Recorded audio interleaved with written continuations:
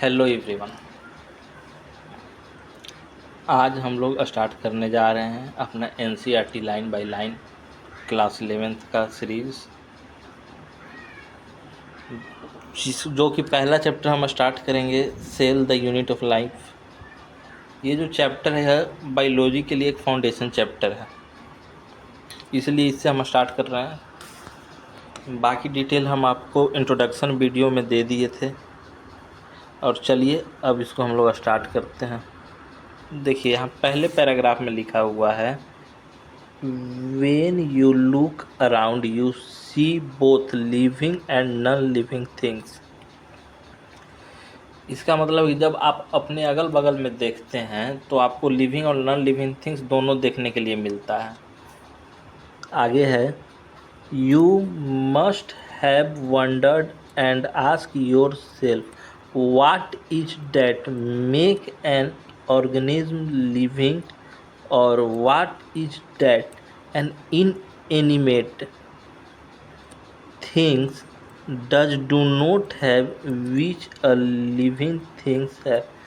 इसका मतलब हुआ कि आप लोगों ने कभी न कभी यह सोचा होगा कि ऐसा क्या चीज़ है जो लिविंग ऑर्गेनिज्म के पास होता है लेकिन नॉन लिविंग के पास नहीं होता है। और यहाँ पे जो इनएनिमेट लिख के दर्शाया है, यहाँ पे जो ये इनएनिमेट लिखा है, इनएनिमेट जो लिखा है, इनएनिमेट थिंग या नॉन लिविंग थिंग्स को डिस्क्राइब करते हुए लिखा है।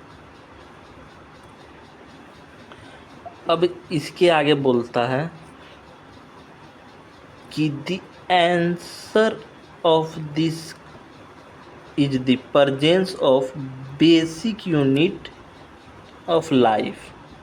अब बेसिक यूनिट ऑफ लाइफ होता क्या है, तो देखिए डैश दे के लिखा है the cell in all organism. इसका मतलब हुआ कि जो लिविंग थिंग्स और नॉन लिविंग थिंग्स के बीच में डिफरेंस क्रिएट करता है वो एक सेल है, जो कि लिविंग ऑर्गेनिज्म के अंदर होता है और नॉन लिविंग ऑर्गेनिज्म के अंदर नहीं होता है। देखिए अब नेक्स्ट लाइन में दिया हुआ है, all organism are composed of cell.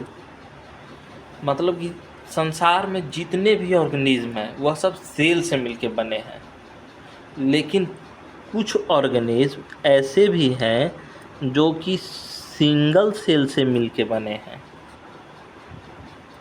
जिनको कि हम लोग यूनिसेलुलर ऑर्गेनिज्म बोलते हैं। और कुछ ऑर्गेनिज्म एक से अधिक, मतलब दो या दो से अधिक सेल से मिलके बने हैं, कंपोज्ड ऑफ मेनी सेल्स, उसको हम लोग मल्टी सेलुलर ऑर्गेनिज्म बोलते हैं। चलिए पहला पैराग्राफ हमारा कंप्लीट हुआ। अब हम अपने नेक्स्ट पैराग्राफ की ओर बढ़ते हैं। देखिए अब यहाँ पे एनसीईआरटी 8.1 में एक क्वेश्चन हमको दिया है कि व्हाट इज सेल।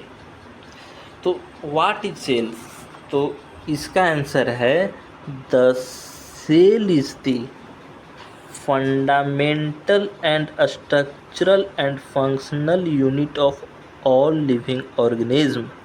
सेल जो होता है वह फंडामेंटली स्ट्रक्चरली और फंक्शनल यूनिट है लिविंग ऑर्गेनिज्म का। मतलब कि इससे कुछ भी अगर छोटा चीज़ होगा स्ट्रक्चर में उसको हम लोग सेल नहीं बोलेंगे, और फंक्शन वाइज भी अगर इससे कुछ कम फंक्शन करेगा तो उसको भी हम लोग सेल नहीं बोले हैं। इसी चीज़ को ऊपर समझाया है लिविंग और नॉन लिविंग, और उसके बाद यूनिसेलुलर ऑर्गेनिज्म और मल्टी सेलुलर ऑर्गेनिज्म के रूप में।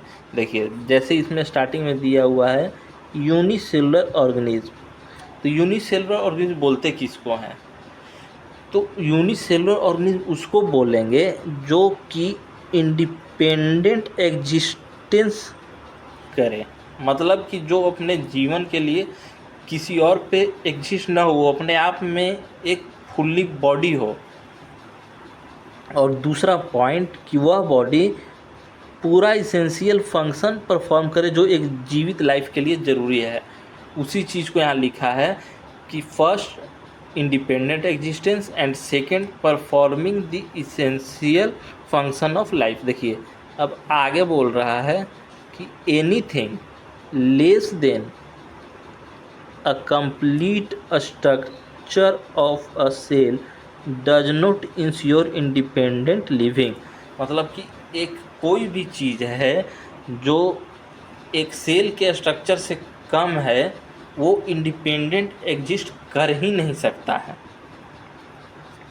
और इसका एग्जांपल है वायरस। वायरस एक सेल से कम है, वो इंडिपेंडेंट एग्जिस्ट नहीं करता है, उसको होस्ट सेल चाहिए, इसीलिए उसको हम लोग सेल की कैटेगरी में नहीं रखते हैं। देखिए नेक्स्ट पॉइंट में लिखा हुआ है कि एंटोनी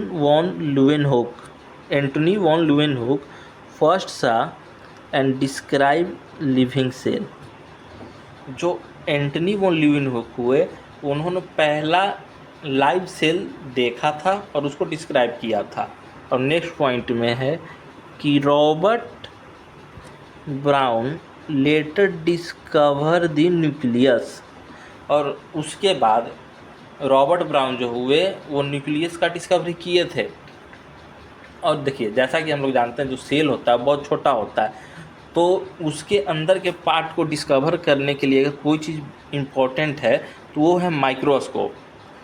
तो जैसे जैसे माइक्रोस्कोप का इन्वेंशन हुआ और उसमें मॉडिफिकेशन करते करते साइंटिस्ट जब इलेक्ट्रॉन माइक्रोस्कोप तक पहुँचे, उसके बाद उसका स्ट्रक्चर का डिटेल स्टडी करने में साइंटिस्टों को आसानी हुआ। यही आगे की लाइन में लिखी हुई है कि the invention of microscope and its improvement leading to electron microscope revealed all the structural details of the cell. और इसके साथ हम आपको एक इम्पॉर्टेंट पॉइंट और बताना चाहेंगे जो कि एनसीईआरटी में मेंशन नहीं है, लेकिन आपने लोअर क्लासेस में पढ़ा होगा कि पहला जो सेल डिस्कवर किए थे, फर्स्ट सेल जो डिस्कवर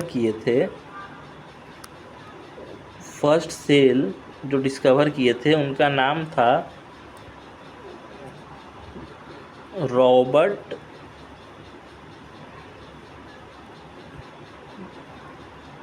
ब्राउन। जो फर्स्ट सेल डिस्कवर किए थे उनका नाम था रॉबर्ट ब्राउन। क्या हम सही बोल रहे हैं? नहीं, उनका नाम था रॉबर्ट हुक। यहाँ पे देखिए हम ट्रिक कर दिया आप लोग के साथ। रॉबर्ट हुक जो कि एक डेड सेल को डिस्कवर किए थे। रॉबर्ट हुक जो थे वो डेड सेल को डिस्कवर किए थे। और किस सेल में किए थे? तो कॉर्क सेल में किए थे। याद रखिएगा, आप आगे भी कंफ्यूज होइएगा कि रॉबर्ट हुक जो थे वो क्या डिस्कवर किए थे, रॉबर्ट ब्राउन क्या डिस्कवर किए थे। तो हम एक बार और रिपीट कर दे रहे हैं कि रॉबर्ट हुक डिस्कवर किए थे फर्स्ट डेड सेल जिसको कि हम लोग कॉर्क सेल भी बोलते हैं। और रॉबर्ट ब्राउन जो डिस्कवर किए थे वो डिस्कवर किए थे न्यूक्लियस का। चलिए अब इसी के साथ हम लोग अपने सेकेंड टॉपिक